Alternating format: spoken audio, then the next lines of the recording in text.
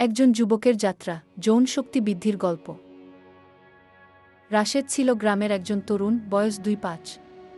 কাজের চাপে সে একসময় নিজেকে খুব ক্লান্ত ও দুর্বল বোধ করত।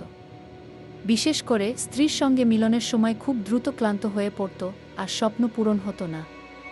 এটা নিয়ে সে অনেক চিন্তিত। একদিন গ্রামের পণ্ডিত দাদুর কাছে গেল। দাদু বলল, রাশেদ, তুই দৈনন্দিন খাদ্য আর অভ্যাসে কিছু পরিবর্তন করলেই ঠিক হয়ে যাবে। আমি তোর জন্য একটা সহজ প্ল্যান দিচ্ছি। দাদু বলল, প্রতিদিন সকালে একটা সিদ্ধ ডিম খাস, সঙ্গে 2 কোয়া কাঁচা রসুন। দুপুরে ভাত আর ডাল মাছ নিয়ে খাবি। সন্ধ্যায় বাদাম আর আমলকি গুঁড়া নিয়ে মধুর সঙ্গে খাস। আর রাতে আবার একটু রসুন ভাজা। সব মিলিয়ে এই খাদ্য তোমার টেস্টোস্টেরন বাড়াবে, শরীর শক্ত করবে।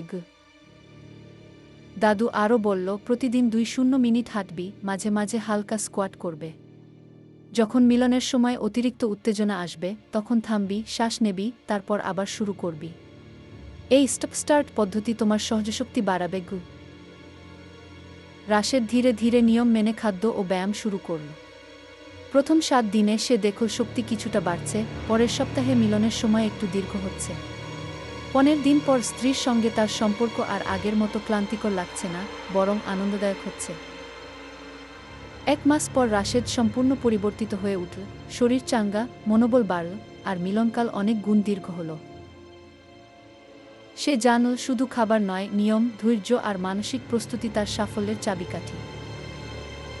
আপনিও যদি রাশেদের মতো নিয়ম মেনে চলেন, সঠিক খাবার খান, শরীরচর্চা করেন, মানসিক শান্তি রাখেন, তাহলে আপনার যৌন শক্তি ও সহজশক্তি ধীরে ধীরে বাড়বে, মিলনের সময় অনেক বেশি দীর্ঘ হবে।